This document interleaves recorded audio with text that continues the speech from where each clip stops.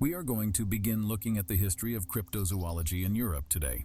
The mythology of Scandinavia and Northern Germany will serve as our foundation. Additionally, we will examine actual Bigfoot encounter accounts from these regions. We will continue to investigate the various European and Asian myths and stories about Bigfoot over the next few months, as well as to place them in a broader context. So, let's begin the episode for today. Canada's British Columbia. The primary Europeans who formally showed up in the Pacific Northwest around 1780 were severe Christian men, full of superstitious fear and contempt for all mythological beliefs. They discovered a strange cult or belief among the natives that was centered on a tall monkey-like figure, which had numerous native names. These beings were either revered or deeply feared, and sometimes even fought, depending on the tribe. This image was taken in Denmark's 16th century church on the other side of the world. It depicts Slatton Patton, a female troll who literally means saggy long breast, which was supposedly killed by the Danish ruler Waldemar Atterdag 300 years before the congregation was worked at the site of the killing. It was said that Waldemar Atterdag, the Danish king, was a great troll hunter like his ancestors. Yet the story is a lot more established. The Norse word Jotun is an old name for a troll. It's about a giant who lives in mountains covered in snow. The masculine noun etunus, which originated in Proto-Germanic, is the source of the much more ancient word Jotun, which derives its meaning from the Proto-Germanic root etanen, which means to eat. Consequently, the first importance of the word Jotun was eater. Around 10,000 BC, people spoke the Proto-Germanic language on the steppes of Western Asia, east of the Black Sea. There are numerous names for the cultural history of the Eurasian landmass, originating from the same word's root, etnen, which means to eat. Eaters include the following creatures from Northern Europe. The Germanic and Norse mythological Jotun. The Yeti in Finland speaks an interesting Asian language rather than an Indo-European language. The Denmark Yeti. In northern Germany, the Yeti, the Jotun or Jotun in North Britain. Additionally, the Vikings are Yittens in Northumbria and Scotland.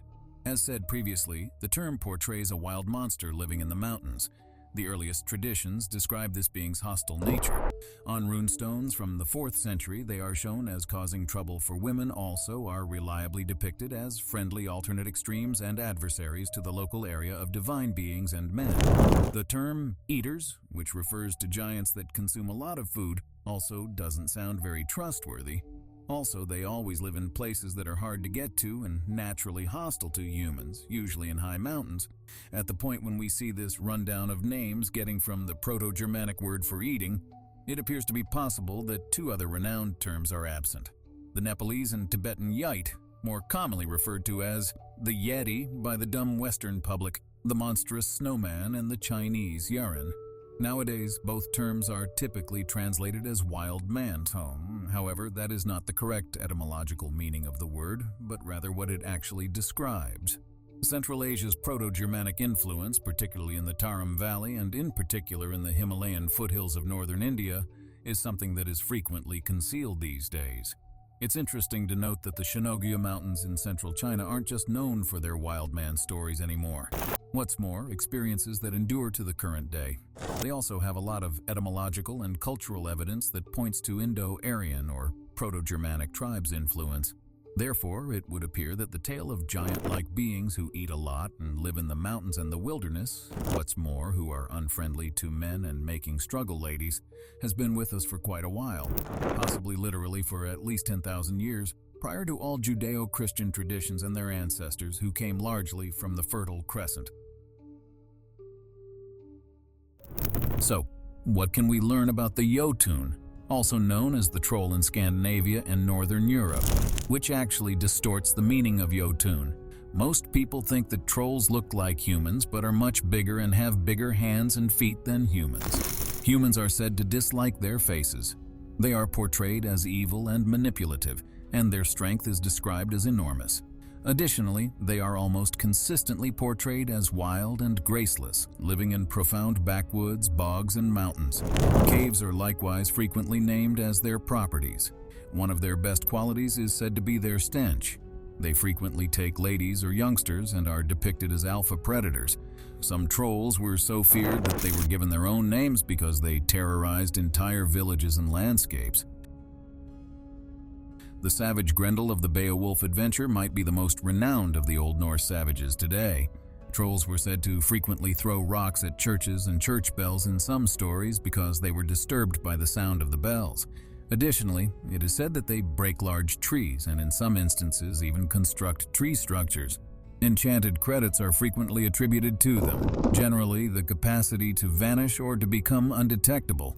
Over 200 folktales and legends with similar archetypal characteristics were compiled by philologists in Western Europe in the 19th century, from Scandinavia to the Alps, defined by the recurring image of trolls or wild men frequently depicted as a couple consisting of a man and a woman who are killed in a cavern by a social legend. For hundreds of years, the troll has been a common motif in Scandinavian art. Scandinavia stands out as the region with the lowest human population density in contemporary Europe. 70% of Scandinavia is covered in forests and nearly 90% is uninhabited. Enormous pieces of the Scandinavian body of land are hard to access and comprise of mountains, steep bluffs, fjords, profound timberlands, and snow-covered fields. The Arctic Circle encompasses approximately 30% of Scandinavia. In the northern parts of Scandinavia, the polar night lasts for more than 2 months. How much adventures and legends from Scandinavia that element savages is immense and almost difficult to outline. A considerable lot of the Old Norse legends had spats with savages or killed them, for instance Grettir, Rolf Krake, or Thor himself.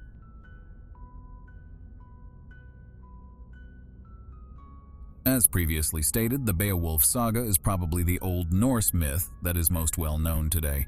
It is one of the earliest British manuscripts in written form and is frequently utilized for Old Norse and Proto-English language research.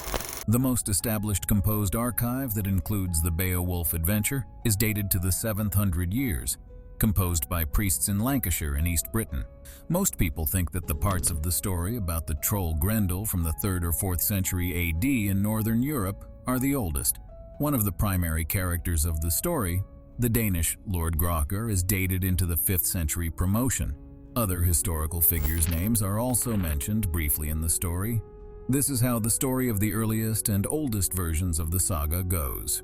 The bloodthirsty troll Grendel launches multiple attacks as a result of the Danish king Grotger's construction of a brand new mead hall in previously uninhabited areas, who appears to be disturbed by the human settlement's noise.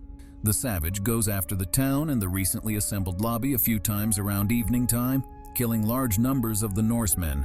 Sooner or later, individuals start to escape the settlements of the locale, and public activity halts. At long last, the ruler requires the assistance of one of his far-off family members, a champion named Beowulf, a normal illustration of social legends in Old Norse legend, whose name focuses to significantly more seasoned implications. The legend shows up with his band of savage trackers who are depicted as Geats, one more Germanic clan from Denmark. Beowulf and his men are able to use an iron chain to ensnare Grendel's arm in their second confrontation with the troll, and to cut off the animal's arm before the troll runs off into the nighttime wilderness. The earliest versions of the saga that are known come to an end here.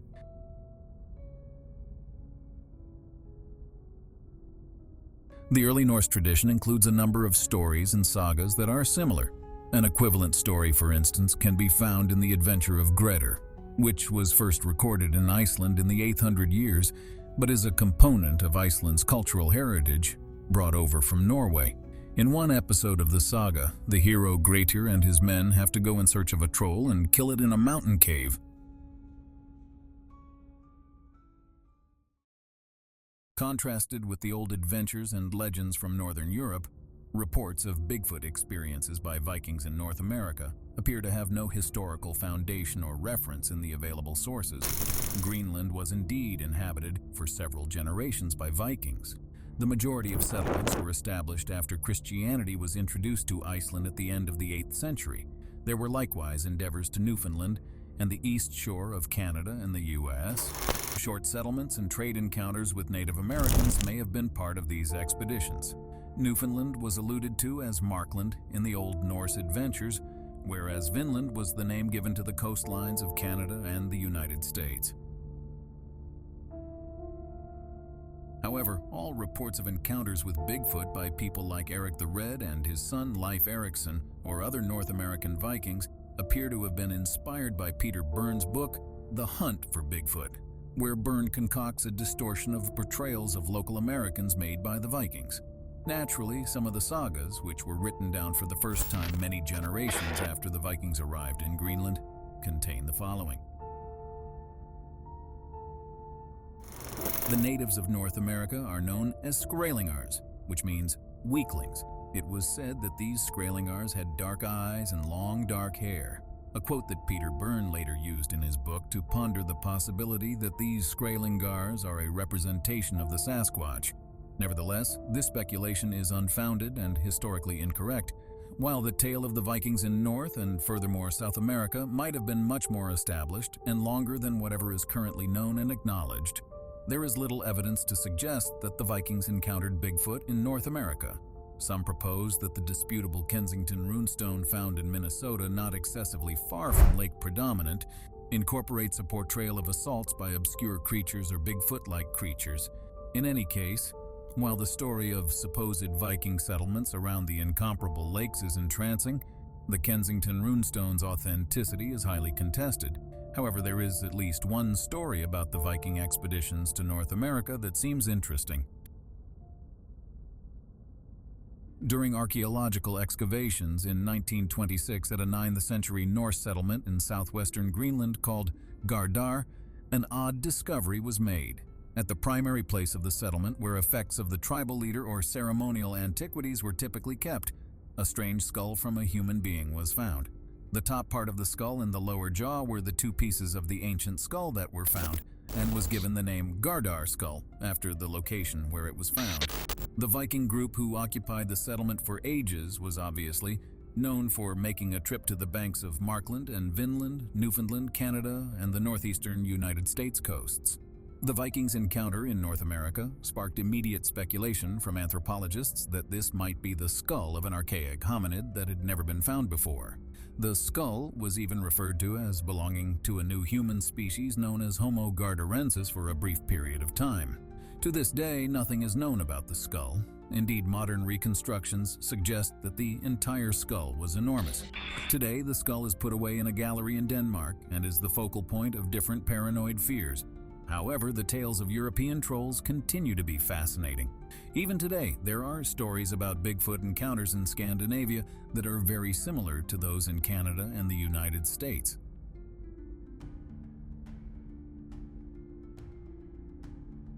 In the Swedish state of Helsingborg, there were two significant waves of Bigfoot-like cryptid sightings in the 1970s and 1980s. The local media did a good job of documenting some of the encounters. The Swedish and Norwegian Yellow Press frequently publishes accounts of encounters with trolls or track findings. It is extremely uncommon to make a serious connection to the North American Sasquatch. Numerous accounts incorporate subtleties that are known to the Bigfoot analysts of North America, for example, tree designs, whales, and wood thumps. Photos are even present in some of the more prominent instances. In November of 2011, this picture was taken in the forests near Katrina's home in Sweden. Other, more intriguing experience stories from Europe come from Denmark and Germany, the northern pieces of the English Isles, as well as from the Pyrenees Mountains and the Caucasus Mountains. After a series of encounters over the course of several years, this picture, for instance, was taken in a forest in the northern part of Germany in August of 2023. The myths of trolls, Jotuns, and other monsters appear to have been a part of European culture for many thousands of years. Extending from the Himalayan peaks to the coasts and fjords of Western and Northern Europe, it seems difficult to find a rational explanation. While the relic hominid theory asserts that surviving populations of hominids other than Homo sapiens are to blame for many Bigfoot and cryptid encounters, is obviously problematic for North America, but it might make sense for Asia and Europe. No early primates have at any point been uncovered in North America, yet the fossil discoveries of early primates like the Neanderthal and others are ample all through Europe and Asia. For instance, the Neanderthal had a populace of a huge number in enormous gatherings in different locales of focal and Western Europe, as well as in the Center East. During the ongoing waves of Proto-Germanic invasions from southeastern Europe beginning around 10,000 BC, It is certainly possible that the remains of these groups, along with those of other early hominids, were driven into the cold, desolate regions of northern Europe. These early hominids evolved into the trolls, Jotuns, and monsters depicted in early Proto-Germanic myths and legends over thousands of years.